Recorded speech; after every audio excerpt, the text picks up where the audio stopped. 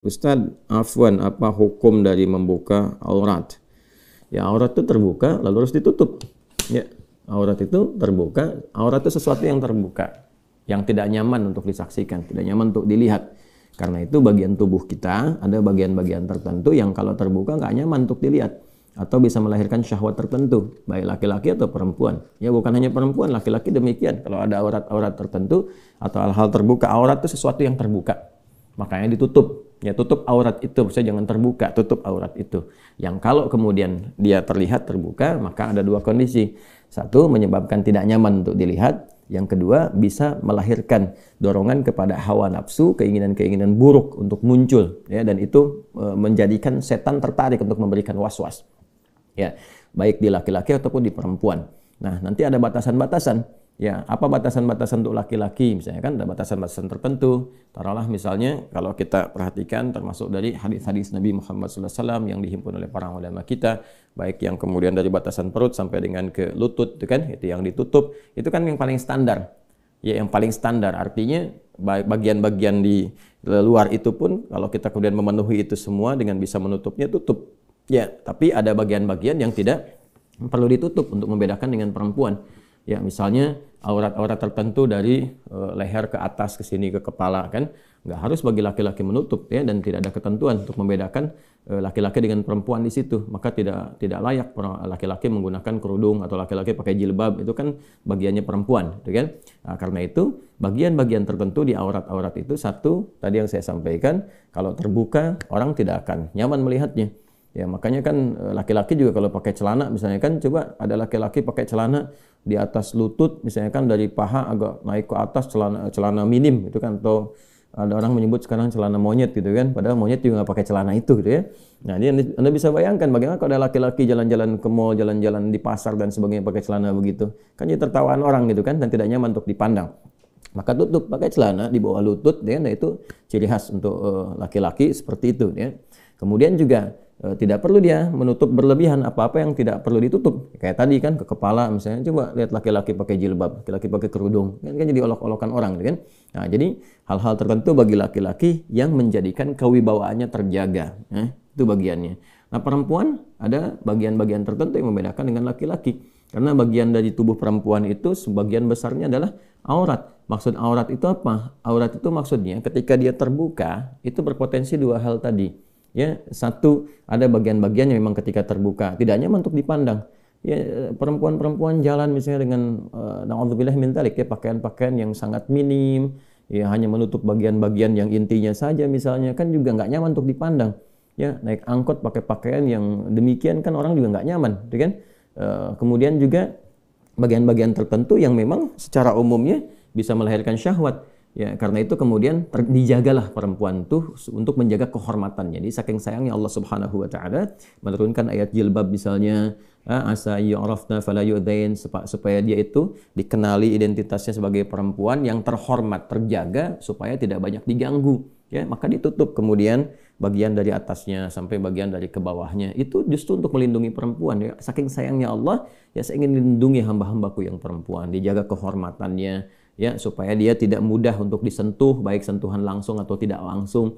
Orang kan sentuhan langsung ya bisa dengan sentuhan-sentuhan bagian tubuh. Tidak langsung tuh dengan perasaan-perasaan tertentu yang secara tidak terhormat itu bisa terjadi gitu. Makanya dengan demikian diberikan kemudian oleh Allah Subhanahu wa taala lewat ketentuan syariat berpakaian yang terhormat bagi seorang muslimah. Ya, jadi kalau dalam persepsi manusia pakaian terhormat itu bisa beda-beda. Di tempat A sudah terhormat, tempat B belum tentu terhormat. Ya, itu kan budaya. Tapi dalam Islam Allah memberikan satu gambaran, satu spesifikasi. Ini loh yang ketentuan Allah mengatakan terhormat di hadapan Allah Subhanahu wa taala. Karena Allah Maha tahu bagaimana seseorang itu bisa menghormati orang lain. Ya, dengan pakaian apa seorang perempuan dipandang terhormat oleh perempuan yang lainnya atau juga oleh laki-laki yang berinteraksi dengan dia. Nah, Allah itu sampai tahu kan, Maha tahu keisi hatinya, Maha tahu kefikirannya. Jangan-jangan kita diperlakukan sebagai orang yang terhormat, Anda perempuan dipandang terhormat, dia senyum dan sebagainya, tapi dalam hatinya kan nggak tahu rencana dia apa, melihat Anda seperti apa, Anda berpenampilan bagaimana. Karena itulah datang syariat memberikan kemudian perlindungan kepada perempuan dan menjaga status terhormatnya. Ini yang ditutup, ini yang dijaga, ini yang boleh terbuka. Ini ya bagian wajah depan, ini ya yang bagian telapak tangannya misalnya, atau bagian telapak tangan yang baik ke punggung ataupun bagian bawahnya ada ikhtilaf sedikit di sini ya saat berinteraksi dengan orang lain yang bukan mahramnya. Kalau berinteraksi dengan mahramnya, ini batasan-batasannya. Ya, ini yang boleh dibuka, misalnya bagian atasnya terbuka atau bagian tangan dengan batasan tertentu, ya kan? Nah, ini adalah apa yang diturunkan oleh syariat, ditetapkan oleh Allah dan Rasulnya. Sekali lagi, untuk menjaga kehormatan hambanya baik laki-laki atau perempuan. Dan yang kedua adalah ini untuk melindungi. Ya, melindungi dari tindakan-tindakan yang melecehkan. Kan kita tadi sekali lagi tidak tahu. Kita pertama tidak bisa mengidentifikasi dan memastikan pikiran seseorang seperti apa dan keadaan hatinya bagaimana. Ya kan? Kadang-kadang sudah pakai pakaian yang menurut orang terhormat pun sudah cukup menjaga. Ternyata kan masih ada niat-niat yang kurang bagus karena ada celah-celah. Ingat, niat itu kan karena ada peluang. Ya, jadi jangan Anda simpulkan, ada orang-orang mengatakan, wah tetap aja kalau kita pakai pakaian syar'i ini pun kalau ada niat jahat tetap dilakukan. Niat jahat itu terjadi karena ada peluang. Jadi berpikirnya yang benar, yang sehat, yang rasional. Niat jahat itu terjadi karena ada peluang. Peluang itu hadir karena ada kondisi-kondisi yang mengakomodir itu. Nah, itu yang ditutup dalam agama. Tutup itu, jangan berikan kesempatannya sehingga diminimalisir itu terjadi. Ya. Nah, itu yang dimaksudkan dalam ketentuan syariat. Jadi nanti akan banyak turun ayat-ayat ya, baik di surah An-Nur misalnya atau nanti di surah Al-Ahzab misalnya ya, bagaimana Allah Subhanahu wa taala memberikan satu ketentuan-ketentuan baik bagi laki-laki ataupun khususnya bagi perempuan yang memang bagian-bagian dirinya itu ya ditampilkan oleh Allah Subhanahu wa taala dengan keadaan yang indah, dengan keadaan yang terhormat untuk tujuan-tujuan dan hikmah-hikmah tertentu. Nah, jadi jangan sampai tertukar. Ini yang kadang-kadang terjadi dalam kehidupan dan kita berlindung pada Allah Subhanahu wa taala supaya tidak terjadi hal yang demikian. Nah, kadang-kadang ditemukan misalnya perempuan-perempuan yang bahkan laki-laki pun tidak melakukan itu. Ya, laki-laki kan saya hampir tidak pernah menemukan ya, ada laki-laki misalnya jalan-jalan di area publik ataukah di pasar-pasar, di mall dan sebagainya pakai pakaian-pakaian minim. Ya, laki-laki misalnya pakai pakaian celana di di atas lutut ke paha naik. Saya nggak pernah temukan tuh yang begitu laki-laki. Ya, jalan-jalan ke mall dan sebagainya nggak pernah mau dan nggak pernah ada gitu yang demikian. Maka jangan sampai perempuan melakukan yang bahkan laki-laki pun nggak melakukan itu. Ya, jangan sampai gitu ya terjadi dan semoga pandangan kita ditutup dari yang hal-hal yang demikian. Assalamualaikum Ustaz. Waalaikumsalam warahmatullahi wabarakatuh. Apakah bisa nazar itu dibatalkan atau digugurkan? Terima kasih Ustaz. Nazar, apa itu nazar? Ya, kita definisikan dulu ya. Apa itu nazar? Setelah itu baru kita masuk kepada dalil, lalu hukum menjawab pertanyaannya. Nazar itu adalah satu kewajiban yang dilekatkan kepada diri yang sebelumnya tidak ditetapkan oleh syariat ya dalam kewajibannya. Maksudnya seseorang mewajibkan kepada dirinya sendiri yang ketentuan kewajiban itu pada asalnya tidak ada dalam syariat. Ya, tidak mewajibkan kepada dirinya sebagai hukum umum, tapi dia melekatkan itu kepada dirinya sendiri untuk melakukan sesuatu. Nah, bentuk nazar itu ada dua. Ya. Satu, kewajiban yang dibenarkan secara syariat dalam ketaatan kepada Allah. Yang kedua adalah bentuk kewajiban yang dimaksudkan kewajiban dia mewajibkan pada dirinya sendiri maksudnya, yaitu mengerjakan perbuatan yang bertentangan dengan nilai syariat atau secara bahasa syariat disebut dengan maksiat. Kita bisa cek misalnya dalam hadis Nabi Muhammad SAW yang sanadnya diriwayatkan oleh Ummul Mukminin Sayyidah Aisyah radhiyallahu taala anha di Al-Bukhari ya. Kalau tidak keliru coba dicek nomor hadis 6696 6696. Ya, haddatsana qala an Aisyah radhiyallahu taala anha Ummul Mukminin, dari Sayyidah Aisyah semoga Allah meridai kepada beliau, Ummul Mukminin ibunda kita semua, semoga Allah merahmati, memuliakan dan menjadikan yang terbaik dari beliau di samping Rasulullah sallallahu alaihi wasallam. Qalat, beliau menyampaikan, qala Rasulullah sallallahu alaihi wasallam, Rasulullah sallallahu alaihi wasallam bersabda, man nadhara liyuti' Allah, kan siapa yang bernazar untuk menaati Allah Subhanahu wa taala, atau kama qala Rasulullah sallallahu alaihi wasallam, falyuti'hu, maka lakukan ketaatan itu. Jadi ada orang bernazar, misal kalau saya mendapatkan promosi jabatan ya tertentu misalnya, maka saya akan menyantuni 10 anak yatim. Ya, menyantuni anak-anak yatim ini kan bagian dari ketaatan kepada Allah Subhanahu wa taala, bagian yang dibenarkan dalam syariat Islam. Nah, hukumnya umum, ya kan? Tapi dia menjadikan itu mengikat untuk dirinya, dia mewajibkan. Saya pengen nyantunin anak yatim kalau saya dapat promosi jabatan, ya. Nah, sedangkan dalam Al-Qur'an kan kita temukan, ya misalnya di surah Al-Maun itu kan wala yakhuddu 'ala ta'amil miskin fawailul lil musallin itu kan. Nah, maka dia melarang dirinya, ada orang-orang yang melarang dirinya untuk memberi makan orang-orang miskin misalnya kan. Kemudian dan seterusnya, ya, dan seterusnya ayat. Ada juga yang terkait dengan konteks kemiskinan itu, ada yang terkait dengan statusnya yatim atau bukan yatim dan sebagainya. Atau ada yang spesifik juga, sabda Nabi SAW untuk bisa merawat anak-anak yatim. Misalnya, ana wa kafilul yatimi kahataini fil jannah. Saya dan pemelihara perawat anak-anak yatim seperti ini di surga. Ya, jadi dekat sekali hubungannya. Nah, ini kan umum konteksnya. Tapi dia berusaha mewajibkan kepada dirinya yang diikat dengan status kalau dapat promosi jabatan. Atau misalnya yang lain, dia katakan kalau saya dapat promosi jabatan, ya kan, dan punya kemampuan ini, saya akan menunaikan ibadah haji misalnya, atau saya akan tunaikan ibadah umrah. Umrah, haji, ya hukumnya terbuka. Kapanpun ada kemampuan, ya dia bisa lakukan. Nah, kamu dia mengikat dirinya untuk menunaikan itu. Ya, jadi kalau saya dapat promosi jabatan, saya ingin umrah misalnya kan. Nah, maka ketika nazar atau kewajiban yang dia lekatkan pada dirinya itu terkait dengan ketaatan kepada Allah Subhanahu wa taala, maka hal yang semacam itu kata Nabi lakukan. Ya. Tapi kalau misalnya itu terkait dengan pelanggaran terhadap syariat, wa man nadzara liya'siyallaha fala ya'sih. Kata Nabi SAW, tapi kalau ada orang bernazar untuk dalam konteks berbuat yang melanggar syariat, dalam konteks bermaksiat pada Allah Subhanahu wa taala, maka jangan lakukan, jangan bermaksiat kepada Allah. Ya, kalau ada orang berkata, kalau saya misalnya dapat promosi jabatan, maka saya akan ikut berjudi. Kalau saya promosi jabatan misalnya, maka saya akan ikut mabuk. Nah, itu hal yang tidak dibenarkan, hal yang tidak boleh dilakukan. Nah, maka dari sini kemudian muncul hukum-hukum kewajiban menepati nazar yang telah diucapkan atau yang telah dikomitmenkan. Bila itu terjadi, nah, kemudian ketika dia sudah mengatakan, kalau saya dapat promosi jabatan, saya akan menaikkan umrah, saya akan puasa di pekan ini Senin dan Kamis, ya kan? Lalu terjadilah itu. Ya, Allah misalnya jadikan dia naik promosi jabatan, dapat apa yang kemudian tadi dia harapkan, maka terikatlah ia dengan nazar, ya, dengan ketentuan, dengan kewajiban yang ia telah ucapkan melekat kepada harapan yang tadi dia sebutkan. Maka muncullah hukum-hukum dalam Al-Quran untuk menepati nazar yang dimaksudkan.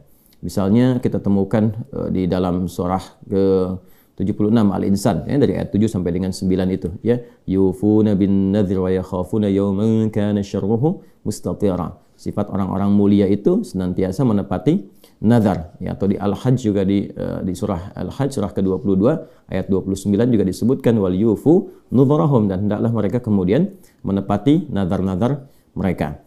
Ya, di masa lalu juga sebelum era Nabi Muhammad SAW sudah ada nazar-nazar.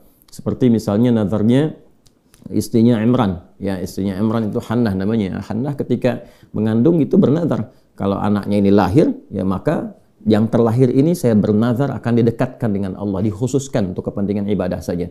Akan dirawat, diberikan tempat yang baik, khusus diinvestasikan untuk kepentingan ibadah. Seperti diabadikan di Quran surah ke-3 Al-Imran di ayat ke-36. Ya, dari 35-nya, dari 35 nazarnya, 36 lahir anaknya. Idh qalat imra'atu Imran rabbi inni nadhartu laka ma fi batni muharraran fataqabbal minni. Ya, ketika istrinya Imran itu bernazar pada Allah Subhanahu wa taala, ya Allah, anak yang saya kandung ini, ya, kalau dia terlahir maka saya akan khususkan anak ini untuk berkhidmat, beribadah kepadamu saja. Bahkan nanti setelah ia lahir di ayat 36 itu, falamma wada'at faqalat rabbi inni wada'tuha untha wallahu a'lamu bima wada'at wa laysa dzakaru kal untha wa inni sammaituha Maryam wa inni u'idzuha bika wa dzurriyyataha minasyaitonir rajim. Jadi ketika terlahir anaknya, maka lahir perempuan, dari situ diberi nama yang sesuai dengan harapannya. Ya, diberi nama dengan Maryam, perempuan yang terjaga, perempuan terhormat. Kemudian setelah itu dimohonkan perlindungan kepada Allah agar tidak digoda oleh setan. Jadi kalau nazar itu siap untuk dilakukan, lahir anaknya, maka dikondisikan semua perangkat-perangkatnya. Kayak tadi misalnya saya ingin mendekatkan anak ini karena Allah saja. Lahir, saya akan siapkan anak ini menjadi ahli Quran. Saya akan siapkan anak ini kalau lahir menjadi ahli hadis. Maka siapkan perangkatnya. Begitu lahir beri nama yang sesuai. Misalnya Muhammad Ahlul Quran, Muhammad Hamilul Quran, Muhammad Faqihul Hadis kalau laki-laki misalnya. Kalau perempuan misalnya Aisyah Muhibbatul Quran Karim atau Aisyah Habibatun Nabi sallallahu alaihi wasallam. Kan? Misal gitu kan. Jadi ketika terlahir kita siapkan, lalu setelah itu berdoa kepada Allah, lalu carikan orang-orang baik. untuk merawat dia, dalam arti mengajarkannya, mendekatkan dirinya kepada Allah. Seperti Sayyidah Hannah pernah melakukan itu dengan menjadikan anak yang lahir Maryam dirawat kemudian oleh pamannya Zakaria dan dibuatkan mihrab khusus untuk mendapatkan cita-cita itu dan menepati nazarnya. Jadi banyak sekali di era-era terdahulu juga nazar-nazar yang sempat kemudian disampaikan dan itu harus dilakukan. Jadi kalau sudah bernazar dan itu positif, maka hukumnya wajib berdasarkan ayat-ayat tadi, berdasarkan hadis Nabi Muhammad SAW yang disampaikan. Hanya babnya barangkali kewajiban itu kan diikat oleh kemampuan. Jadi persoalannya mampu tidak menunaikan dia. Ya kan? Nah, jadi kalau kita misalnya sudah bernazar, maka sepanjang berkehidupan harus berusaha untuk mewujudkan itu. Jadi berusaha mampu. Jangan diukur saya nggak mampu, saya nggak mau lakukan. Tidak. Ya, jadi kalau sudah dapat jabatan tadi dengan bernazar, udah ada jabatan, ingin menyantuni 10 anak yatim, berusaha untuk menyantuni. Ya bismillah. Carikan kemudian usaha yang maksimal sampai bisa menyantuni itu. Carikan peluang sampai bisa menunaikan. Jangan ditunda-tunda. Begitu ada kemampuan, lakukan. Karena itu nikmat yang Allah berikan. Anda dapat apa yang Anda harapkan, terus Allah berikan kemampuan, lakukan. Karena itu adalah kasih sayang Allah yang menjadikan Anda mampu memenuhi nazar. Jangan ditunda-tunda. Ya, atau bahkan kemudian Anda simpulkan saya nggak bisa. Tidak. Sepanjang berkehidupan, usahakan untuk mampu melakukan itu. Kalau sampai kemudian meninggal dunia, tak mampu untuk dilakukan, ya, atau misalnya ada uzur tertentu yang tidak memungkinkan untuk dilakukan, maka dia tidak berdosa. Yang penting dia sudah berusaha untuk menepati atau melakukan itu semua. Jadi kurang lebih itu yang bisa dijawab dari pertanyaan apakah nazar itu bisa dibatalkan atau digugurkan. Nazar tidak bisa dibatalkan atau tidak bisa digugurkan. Babnya hanya sebatas mampu atau tidak untuk melakukannya. Jadi tidak dibatalkan, tidak digugurkan, hanya mampu atau tidak melakukannya. Nazar itu batal dengan sendirinya, gugur dengan sendirinya kalau yang dinazarkan itu bentuknya maksiat kepada Allah atau hal-hal yang mustahil untuk bisa dilakukan. Ya, yang maksiat seperti tadi yang tadi saya sampaikan, ada orang bernazar kalau saya mendapatkan promosi jabatan, saya akan ikutan judi, saya ikutan mabuk, maka itu tidak boleh dilakukan. Atau yang mustahil untuk dilakukan, ya, kalau saya dapat promosi jabatan, saya akan terbang ke bulan, ya kan itu nggak mungkin ya untuk bisa dilakukan terbang, ya bukan naik pesawat atau apa yang atau membebani diri sendiri. Kalau saya dapat promosi jabatan, saya akan berenang, ya, melewati Samudra Hindia, kan itu nggak mungkin gitu kan. Kalau Anda berenang juga mencelakai diri sendiri, dan itu nggak bisa, sangat menyulitkan untuk membebani diri sendiri. Kurang lebih demikian yang bisa disampaikan. Allah Ta'ala a'lam bishawab. Jadi ayatnya sudah saya sampaikan, hadisnya juga sudah saya utarakan. Assalamualaikum warahmatullahi ta'ala wabarakatuh, Pak Ustaz. Waalaikumsalam warahmatullahi wabarakatuh. Saya mau menanya mengenai wudhu, Pak Ustaz. Dari kecil itu saya mendengar bolak-balik different pendapat gitu, Pak Ustaz. Setelah kita wudhu, ada yang mengatakan jangan dikeringkan airnya. Dan ada yang bilang itu nanti memberi cahaya di kemudian hari. Jadi saya kadang-kadang kalau lagi musim dingin itu susah gitu loh, Pak Ustaz. Jadi mau meyakinkan yang mana jawaban yang benar gitu, Pak Ustaz. Terima kasih sebelumnya, Pak Ustaz. Dari wudhu itu, apakah kaitan dengan mengeringkan atau mendiamkan air wudhu supaya basah, khususnya dalam situasi seperti yang kita rasakan? Kita mulai dengan hadis riwayat Al-Bukhari. Terdapat dalam Sahih Al-Bukhari nomor hadis 136, diriwayatkan oleh sahabat Abu Hurairah radhiyallahu taala anhu. Haddatsana qala Rasulullah sallallahu alaihi wasallam, inna ummati yud'auna yaumal qiyamati ghurral muhajjalin min atharil wudhu. Sungguh, kata Nabi sallallahu alaihi wasallam, umatku itu akan dipanggil di hari kiamat dengan cahaya yang memancar dari bagian tubuhnya. Kelihatan. Ada yang mengibaratkan ghurral muhajjalin itu seperti kuda putih di tengah lautan kuda-kuda hitam. Seperti bersinar. Dari apa? Min atharil wudu. Ya, min atharil wudu. Ada terusan hadisnya, atau kama qala Rasulullah sallallahu alaihi wasallam, faman yastati an yutila ghurratahu falyaf'al. Siapa yang mampu memanjangkan. Nah, ini yang mungkin di sini yang dimaksudkan. Cahayanya itu silahkan lakukan. Baik, yang dimaksud cahaya wudu di sini ulama berbeda-beda pendapat. Ada yang memahami secara tekstual. Wah, kalau wudu kan pakai air, maka biarkan airnya saja. Nggak usah diusap, nggak usah dikeringkan. Ini adalah bagian dari memanjangkan cahaya. Ya. Ada yang kedua memahami bahwa lebihkan sedikit supaya cahayanya makin memanjang. Jadi kalau basuh tangan sampai siku, lebihkan dikit. Ada yang memahami sampai situ. Tapi dari pemahaman itu, kami cenderung pada yang ketiga, karena ini sesuai dengan makna dasarnya. Apa yang dimaksudkan? Cahaya yang dimaksudkan dari hasil wudu itu bukan melekat kepada benda air dan semacamnya, bukan. Yang dimaksudkan dampak wudunya. Wudu di Quran, di surah kelima Al-Maidah, di ayat yang ke-6 disebut fungsinya taharah. Ma ja'alallahu, ya, tidaklah Allah Subhanahu wa taala dia ja'ala 'alaikum min haraj walakin liyutahhirakum. Allah tidak menghendaki kesulitan padamu saat berwudu, tapi tujuannya mentahharahkan engkau. Ada taharah, ada nadhafah, itu beda. Nadhafah membersihkan luar fisik. Ya. Taharah membersihkan luar dan dalam. Nah, rumusnya kata Nabi di hadis Muslim, ketika seseorang berwudu, maka bersamaan dengan jatuhnya air wudu itu, jatuh dia, maka jatuh pula kotoran-kotoran dan dosanya. Di kotoran fisiknya jatuh, dosanya hilang. Seperti tadi saya terangkan waktu siang. Maksudnya apa? Dia membasuh tangannya, dia minta ampun pada Allah dari dosa tangan yang melekat pada tangan itu. Mungkin sebelumnya dia menulis sesuatu yang tidak pantas dan seterusnya, dia bertobat. Karena itu setelah wudu dia baca doa tobat. Allahumma ja'alni minat tawwabina. Ya Allah, aku tobat. Karena itu saat tobat, dia mengakui ada yang salah di tangan, dia menyesali itu, dia berjanji tidak mengulangi. Nah, wudu yang seperti itu, bersih luarnya, jatuh airnya, jatuh kotorannya. Jadi tidak ada hubungan dengan dilap, dikeringkan atau tidak. Itu poinnya. Nah, bagaimana memanjangkannya? Maksudnya dampaknya, setelah wudu jadi baik dia. Ketika kebaikannya memanjang, lisannya jadi baik, pandangannya jadi baik, dipertahankan sampai wafat, panjangkan itu. Ada yang mengartikan kalau batal wudu lagi, batal wudu lagi, itu yang dimaksud dipanjangkan. Jadi ketika dia berlatih kurang bagus, dia wudu lagi, batal wudu lagi, dengan tujuan menjaga kebaikan dalam dirinya. Itu yang dimaksud panjangkan cahayanya. Jadi asalnya tidak ada kaitan dengan kering atau basah. Jadi tidak usah dipaksakan, karena din itu yusrun, bukan usrun.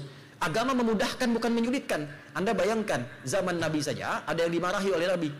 Seorang sahabat kurang ilmu berfatwa. Apa fatwanya? Maaf, ada kecelakaan malam hari, ya. Normal sebetulnya bukan kecelakaan, dia berhubungan suami istri, musim dingin mau mandi susah, kedinginan. Kata sahabat, gak bisa, junub mandi katanya. Ya gak bisa, dia mandi meninggal. Begitu meninggal, laporkan ke Nabi, Nabi marah. Kamu ini kalau kurang ilmu jangan berfatwa, kata Nabi. Tobat dia dan sebagainya, kan bisa tayamum. Akhirnya muncullah di situ kemudian ajaran tentang tayamum. Ya, diantaranya turun surah-surah Al-Quran seperti terusan tadi dari Quran surah kelima ayat yang ke-6.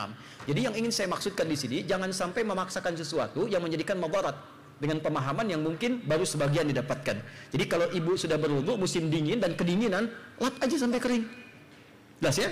Panjangkan dengan aspek yang lain. An-Nabi lastunna ka ahadin minan nisa'i in ittaqaitunna. Sampai sini dulu, kotaki. Fokus. Ada ayat 32 ya? Ya nisa'an Nabi. Masih ingat ibu waktu kita belajar tentang nisa? Apa artinya nisa? Oh, kan lupa kan? Gitu tuh. Kalau sudah lupa tuh suka nggak ingat masalahnya tuh. Nisa itu bukan perempuan. Bukan wanita, nggak usah maksa. Nisa itu perempuan. Nggak pakai oh. Nisa itu perempuan kalau lagi kumpul. Nah ini ibu nih sekarang an-nisa, ya lagi kumpul. Kalau sendirian masih ingat namanya apa? Mar'ah. Tuh saya ingetin lagi ya supaya nggak lupa nih. Pokoknya kalau saya tanya lupa, saya selesai ceramah saya nggak kesini lagi. Kalau sendirian namanya mar'ah tuh, mar'atun. Kalau imra'atun tuh sudah menikah. Ya, mar'ah. Dari kata muru'ah sama dengan mir'ah, cuma beda harakat. Kalau mir'ah itu cermin. Kalau mar'ah perempuan. Kenapa mar'ah dan mir'ah hurufnya sama, harakatnya beda? Untuk menunjukkan kedekatan perempuan dengan cermin. Menunjukkan perempuan senang ngaca. Dan itu biasa karakter bu. Di rumah mau kesini bercermin kan? Cermin. Turun dari mobil, dari angkot, dari bis, perbaiki cermin lagi. Masuk lihat kaca di sini, perbaiki lagi. Sudah duduk masih buka handphone buat bercermin. Udah pas belum? Ceklik pasang status, sudah siap belajar. Oh, mana tuh? Tapi mar'ah juga dari kata muru'ah, yang senang tampil indah dan terhormat. Makanya wajar kalau perempuan senang keindahan dan kehormatan. Lihat suami mau berangkat pakai batik, agak kelipat, suami biasa. Tapi begitu terlihat oleh istri, sebentar. perbaiki dulu. Ya. Pot goyang dikit, rapikan lagi. Spray geser, rapikan lagi. Senang keindahan, tampil indah itu biasa, itu wajar. Nah yang ketiga, mar'ah itu dari kata muru'ah, ini di ilmu psikologi juga ada. Sifat rasa yang dalam. Sifat rasa yang dalam. Jadi setiap apa yang didapatkan, tersimpannya di perasaan, bukan di pikiran. Itu beda dengan laki-laki. Jadi kalau laki-laki itu mendapatkan satu informasi pun yang tidak ideal, itu cepat dilupakan. Karena masuknya ke pikiran, datang yang lain, hilang yang satu. Perempuan sampainya ke hati. Ya, sentuhlah ia tepat di hatinya. Maka ia akan jadi milikmu untuk. Nah, itu masalahnya tuh. Masalah sampainya ke perasaan, jadi dimiliki selama hidupnya. Makanya kembali ke cermin tadi. Kalau cermin itu dilempar sampai pecah, bisa nggak disatukan lagi? Bisa, cuma tidak memantulkan bayangan yang sempurna. Nah perempuan juga begitu, kalau dia terlukai cepat memaafkan, tapi sulit melupakan apa yang dialami. Wih, betul loh. Kan Bu ya? Pengalaman kalau ada masalah dengan suami begitu kan? Ya kan? Masalahnya tahun 2023 diungkit kembali yang tahun 1983. Papa itu ya, dari dulu juga begitu tuh. Wah, dulu waktu rekening listrik yang pertama tuh. Padahal kan lama kan. Nah, itulah mar'ah. Tapi kalau sedang kumpul bersama temannya, kumpul semua, maka dia berubah menjadi nisa namanya. Nisa. Ya, nisa itu perempuan-perempuan yang berkumpul. Nanti ada spiritnya di Quran surah keempat ayat 34. Kadang-kadang perempuan sependiam apapun, kalau sudah kumpul dengan teman-temannya, bisa cerita. Kadang yang diceritakan itu, yang seyogyanya tidak boleh keluar. Harusnya disimpan, dia cerita. Memang diam di rumahnya, begitu kumpul, judulnya pengajian. Berangkatnya dari Lampung, 4 bis. Nyampe ke masjid, ketemu temannya yang tinggal di Bandung, di Ranca Ekek. Kebetulan kenalan. Jeng, damang. Iya, alhamdulillah. Ya, tabe pun. Ampun. Gimana kabarnya? Sehat. Keluarga, anak-anak, alhamdulillah sehat-sehat. Suami gimana? Di situ masalahnya. Cerita. Nah, ini ayat ini, Bu, kalau kita bacanya begitu, jadi ada ilustrasinya. Ini istri-istri Nabi lagi kumpul. Lagi ngumpul nih, makanya disebut ya nisa an-Nabi. Bukan 1-2, itu maksud saya yang ingin saya sampaikan. Lagi ngumpul-ngumpul, ngobrol-ngobrol. Jangan sampai membicarakan Nabi. Jangan sampai berbicara seperti perempuan pada umumnya. Jangan sampai curhatnya tidak menentu. Maka langsung turun ayat mengatakan, ya nisa an-Nabi. Hei istri-istri Nabi yang sedang kumpul-kumpul. Lastunna ka'ahadim minan nisa. Kalian itu tidak sama dengan perempuan pada umumnya. Beda. Kalian istimewa. Karena melekat dengan Nabi akan mewarisi percikan-percikan kemuliaan dari Nabi. Dan menariknya, inilah nanti yang akan jadi contoh teladan untuk semua perempuan yang hidup di bumi. Makanya istri-istri Nabi ini sejak menikah dengan Nabi itu dipersiapkan oleh Allah untuk menjadi teladan bagi semua perempuan di muka bumi. Inilah dalil yang menunjukkan apa yang pernah saya sampaikan, kenapa Nabi diizinkan menikah lebih daripada 4 istri, karena seluruh istri Nabi mewakili semua karakter perempuan di bumi. Nanti setelah kita bahas, ibu akan temukan ada yang mirip Sayyidah Khadijah, tapi agak nyaris gak ketemu. Susah. Dapat salam dari Allah, dari malaikat, dipuji oleh Nabi, diingat-ingat sampai dalam tidurnya, dipuji di hadapan semua istrinya, diabadikan kisahnya sampai dengan sekarang. Ada yang gesit, senang taklim seperti Sayyidah Aisyah, senang taklim. Saat yang bersamaan senang olahraga, perempuan senang berkuda, senang manah, senang taklim. Ada yang senang bikin kue seperti Saudah binti Zam'ah radhiyallahu taala anha. Dikit-dikit lihat majalah, ini ada kue, ada menu, masak.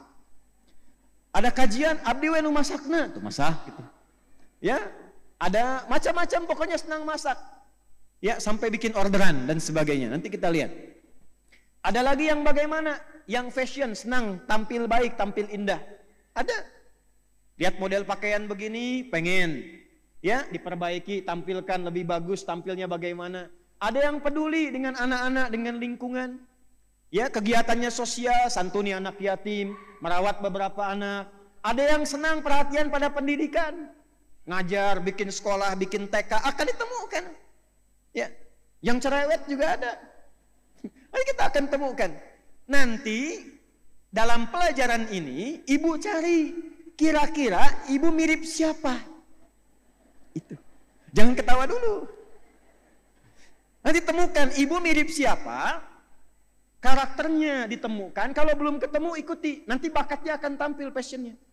Keluarkan itu satu aja, ikuti selama hidup. Itu aja satu. Saya ingin bertanya, apakah jika kita menzalimi seseorang, tapi kita meminta maaf kepada Allah Subhanahu wa Ta'ala dan tidak meminta maaf pada orang yang kita zalimi, bisakah dosa kita pada orang tersebut bisa diampuni? Baik, pemaafan, pengampunan dari satu dosa dan kesalahan yang diperbuat seorang hamba kembali kepada hak prerogatif Allah Subhanahu wa Ta'ala. Dan tentunya semua hal yang terkait dengan tindakan-tindakan yang berlaku dari Allah Subhanahu wa Ta'ala tentu diterangkan kepada kita, baik itu terkait dengan pahala ataupun dosa. Konsekuensi perbuatan seorang hamba tentu akan melahirkan berbagai hal dan sikap yang berkenaan dengan tindakan kita dari Allah Subhanahu wa Ta'ala. Kalau berbuat baik dia mendapatkan pahala kebaikan, kalau berbuat buruk dia terancam berpotensi mendapatkan dosa. Saya katakan terancam karena ada pintu terbuka untuk bertobat dan menutup semua itu semua. Nah, dalam konteks berbuat dosa, berbuat salah, berperilaku zalim itu ada terbagi secara umum pada dua bagian. Yang pertama, ada terkait dengan Allah secara langsung, tidak terkait dengan manusia pada umumnya, hakun adami. Yang terkait dengan Allah, hak Rabbil Alamin, misalnya terkait dengan ibadah ritual seperti sholat, kan? Pernah meninggalkan sholat misalnya dengan sengaja, pernah tidak menunaikan puasa Ramadan, kaitan hal-hal ibadah ritual, maka Anda bertobat kepada Allah Subhanahu wa Ta'ala dengan sungguh-sungguh, berjanji tidak mengulanginya lagi, dan meningkatkan ketaatan kepada Allah, menambah ibadah sunnah, dan mengganti apa yang sesuai dengan ketentuan syariat mesti diganti. Kalau puasa tentu ada qadha yang harus dilakukan dan ketentuan-ketentuan lainnya yang telah secara sempurna dirumuskan oleh para ulama dalam kitab-kitab fikih. Jika dosa yang dilakukan, perbuatan zalim yang pernah dikerjakan dan kita berlindung kepada Allah dari perbuatan demikian terkait dengan hak anak cucu Adam, hakun adami, maka jalan yang harus dilakukan adalah diselesaikan dulu dengan manusia dimaksud, dengan orang dimaksud. Sekalipun Anda memohon ampun kepada Allah Subhanahu wa Ta'ala, tapi tidak meminta maaf, tidak menyelesaikan dengan orang yang bersangkutan, maka tobat yang dilakukan itu belum sempurna, masih menggantung dan masih akan dibahas dalam hisab saat kembali kepada Allah Subhanahu wa Ta'ala. Bahkan berpotensi nanti jika melahirkan pengaduan dari orang yang terzalimi mengurangi pahala yang telah Anda dapatkan. Ini termaktub dalam berbagai keterangan Rasulullah SAW, terkhusus misalnya Nabi ketika sedang duduk berdiskusi dengan sahabat-sahabatnya, sempat bertanya, beliau ingin menguji pemahaman di antara sahabat-sahabat beliau, ya sallallahu alaihi wasallam. Dalam salah satu hadis dari riwayat Muslim dari sahabat Abu Hurairah radhiyallahu taala anhu menyampaikan, qala Rasulullah sallallahu alaihi wasallam, atadruna al-muflis? Kata Nabi sallallahu alaihi wasallam, tahukah kalian orang yang bangkrut itu? Maka sahabat menjawab, qalu al-muflisu ya man la dirham lahu wa la mata', atau kama qalu. Mereka menyampaikan bahwa orang bangkrut menurut kami ya Rasulullah adalah orang yang tidak punya uang sedikit pun, tak punya aset sedikit pun. Jadi aset sudah tidak ada, uang pun tak punya. Secara ekonomi tentu ini logis ya dalam pandangan sudut pandang ekonomi. Tapi apa kata Nabi? Qala al-muflisu min ummati, atau kama qala Rasulullah sallallahu alaihi wasallam. Orang bangkrut dari kalangan umatku itu. Jadi ada orang yang mengaku umatnya Rasulullah sallallahu alaihi wasallam tapi disebut bangkrut oleh Nabi sallallahu alaihi wasallam di akhirat kelak. Ya'ti yaumal qiyamati, siapa mereka? Adalah orang yang datang di hari kiamat nanti bi salatin wa siyamin wa zakatin, atau kama qala Rasulullah sallallahu alaihi wasallam, yaitu orang yang di dunianya menunaikan salat, dia bahkan mengeluarkan zakat, dia menunaikan puasa, artinya hubungan ritualnya dengan Allah dia coba kerjakan. Ya, dia coba kerjakan, tapi sayang dalam saat yang sama dia punya persoalan dengan makhluk, hakun adami, dengan manusia lainnya. ya, wa ya'ti, tapi juga dia datang membawa dosa, qad syatama hadza, dia pernah mencela si fulan, ya, wa qadzafa hadza, menuduh si fulan, wa daraba hadza, berselisih dengan si fulan, wa safaka dama hadza, bahkan ada yang menumpahkan darah.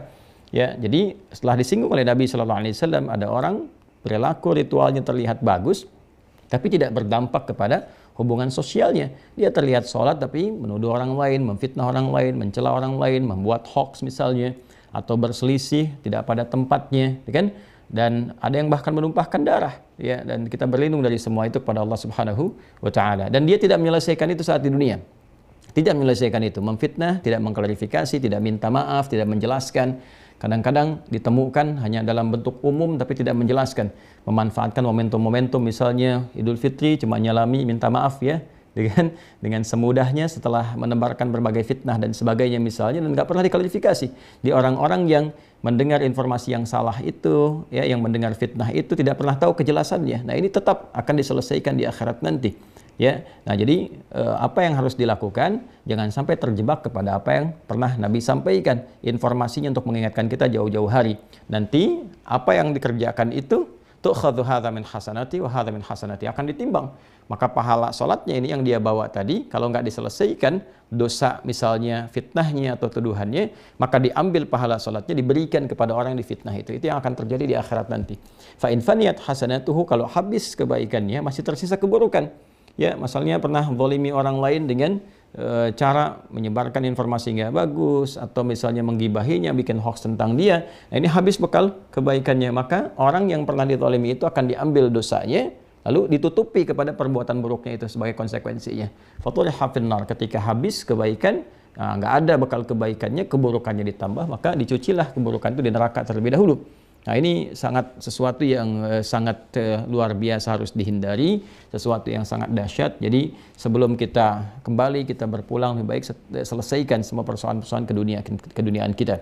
Karena itu di hadis lain Nabi SAW pernah mengingatkan, ya, man kanat lahu mazlamatun li akhi ya min irdin, siapa yang pernah berbuat zalim kepada saudaranya, ya, merendahkan kehormatannya, ya, kadang-kadang menyebarkan berita yang mengurangi kehormatan atau untuk menjatuhkan seseorang dan sebagainya.